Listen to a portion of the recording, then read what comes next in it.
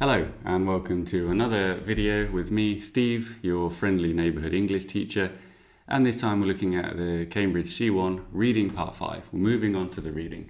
Use of English, go check out all those videos, tips, tricks, techniques, how to study, but that's finished, you're done, you're on 100% on that now. Let's move on to the reading, and we're going to be doing something similar. We're going to do one Reading Part 5 exercise. Now, obviously, one reading exercise is not enough to get you up to a C1 level, but we're going to do it in such a way, a detailed way, a thoughtful way, a careful way, that will show you how you can study by yourself, how you can go and Google CAE Reading Part 5, do 10 more activities, read anything in English and be getting those skills, those thought processes that you need to succeed in Part 5. So let's get into it. What is Part 5? Well, you've got 6 multiple choice questions, 2 marks per question. So again, quite a lot of marks. 10 minutes of the exam, maybe 15, because in my experience, you need to give a bit more time to the reading than the use of English. The main skill is reading comprehension, because these multiple choice questions, well, you need to choose the option that says the same thing as the text.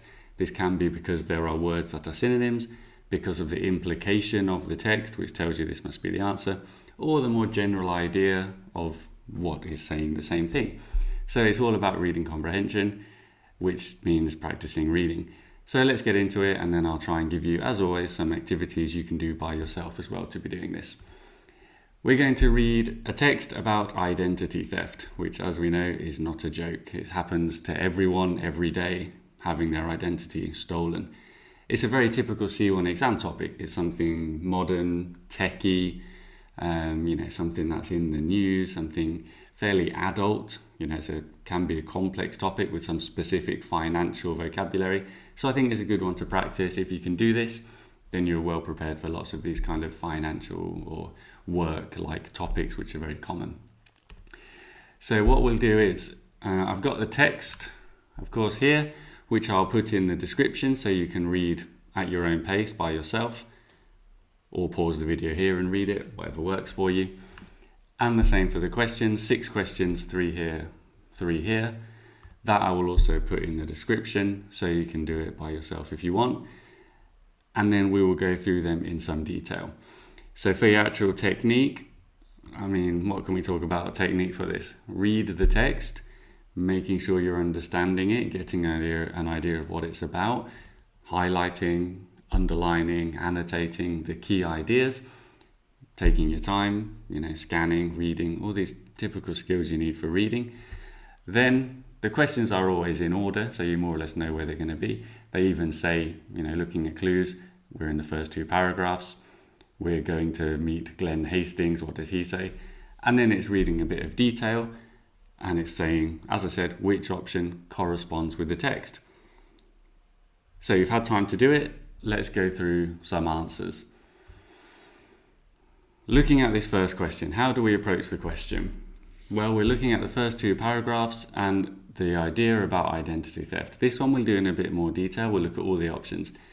So does it say identity theft has caused criminals to stop mugging people? Mugging, it says it causes more financial loss than mugging.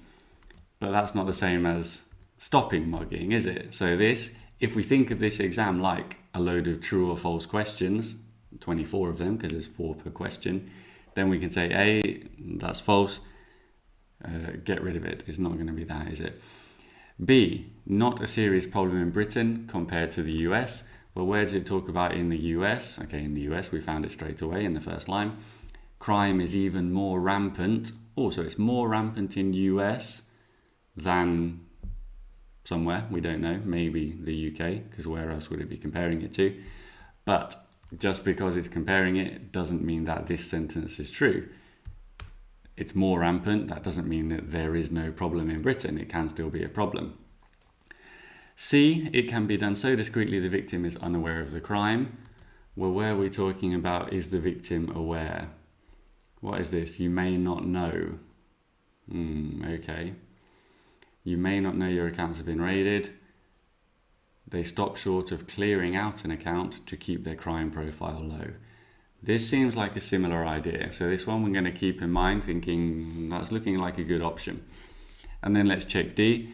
If an account is not emptied, well, this is similar to what we just read, the victim will probably never realize that they have lost money. The victim will probably never realize. They stop short of clearing account. You may not even know your account has been raided. You may not know. This for me is the key idea here. This is how you should be thinking. You're identifying the correct part and then taking your time, and it takes time. Pause the video if you have to, repeat what I'm saying, read it yourself, make sure you're following me down these mental paths that lead to the answer. But this says people may not know your account has been raided, attacked, hacked. Is that the same as you will probably never realize? Similar, but I don't think probably is the same as maybe. I think C is a more direct idea. It's discreet because it's a low profile, and discreet means low profile, doesn't it? It means no one has found out what is happening. You're being secretive. And then you are unaware. Well, it says the victim doesn't know, which is what unaware means. So C is a better answer. This is where it gets a bit more complicated than true or false, because it's almost D. You could argue this is true. It's very similar, but C is truer. So C is a better answer. So we need to think about these nuances, these shades of meaning. Sometimes in the C1 exam, it's not the correct answer. It's the best answer from the options. And that's fair. When we get to this level, that's the kind of, like I said, shades of meaning that you need to appreciate at C1 level. So for number 1, you should have had C. So when all that is said and done, you should have had C, because that is the best answer according to the text. And that is how you need to be thinking about all these questions. Right, we'll go through the rest of these questions because I'm sure you are keen to know the answers. What does Glenn Hastings say about what is happening with identity thieves? He's talking about identity thieves and computer skills, banks, repaying the money, or anyone can do it. Well, Glenn Hastings, the first thing he says, it's easy. The only prerequisite, meaning the thing that is required, is the ability to read and write. Well, that's D, isn't it? If you only need to read and write, I think most people nowadays can read and write. Almost anyone can read and write. So D is the best answer. You can go through the others and check why they are false as well. In fact, if you are, if you're starting to study, I think that's a great idea to do. Why are all of these false? Because that is how you need to be thinking. I'm not going to do it with all of them because this video would be 40 minutes long, but that's the way you need to be thinking. You can do it. Obviously, in the exam, you might not have time, but you should have that click. This for me is a click. This means the same as this, and I can move on because I know that this is a very similar idea. D, move on. Question 3, what happened in this situation? So again, we need to understand a little story that they're telling about this teacher who is mentioned here, school teacher, in the same paragraph. He was renting out his home, and then the tenant paid 6 months rent but never stayed there. They used documents and they remortgaged the property for £210,000, which he took out of the country. Well, this is where you've got an advantage if you have got some financial knowledge, if you know what this means, because this means B, doesn't it? To remortgage the house. This means he asked the bank for some more money and said, I promise I'll pay it back, and if I don't, you can take my house. But of course the fraud is that it's not his house. He's just living there, he's renting it. So that is the fraud. And he got £210,000 and then ran away. Very naughty, don't do that. I do not condone identity theft and fraud like this. But B is the answer there. As you can see, like I've said at the start, very adult themes, financial themes, work themes. You need to be comfortable understanding these ideas. And how do you get there? Well, practice, reading, doing what we're doing now. What was the effect on Carolyn Tompkinson? So again, let's find Carolyn Tompkinson. Carolyn Tompkinson is here. When this happened, when I found out, I burst into tears. I felt awful, stunned, upset and violated. Well, from these options, this one's a bit more direct, isn't it? You just need to think which of these reactions most closely corresponds to this. And we can go through all of them again. She's shocked. The other ones don't really fit. None of these mean angry. None of them are physical. And she was not pretending. She's an actor, but she wasn't pretending.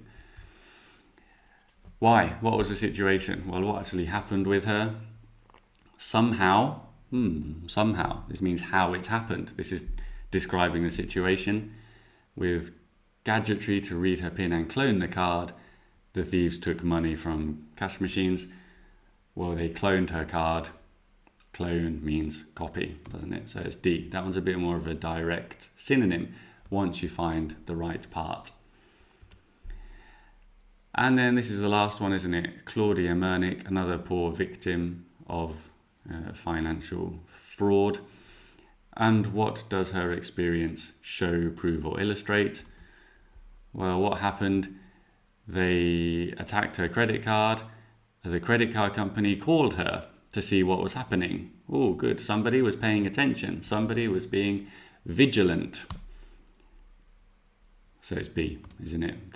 The company was being vigilant. Vigilance from the company was very useful. It was crucial. That's how they solved the problem. That's how it turned out not so bad. Right, so that's it. There's your 6 questions, 12 marks for part 5. That is the exam. That is how you need to be thinking. Like I said, true or false, finding the right part of the text, and then 100% attention of, is this idea the same as this idea? Is this word, is this meaning?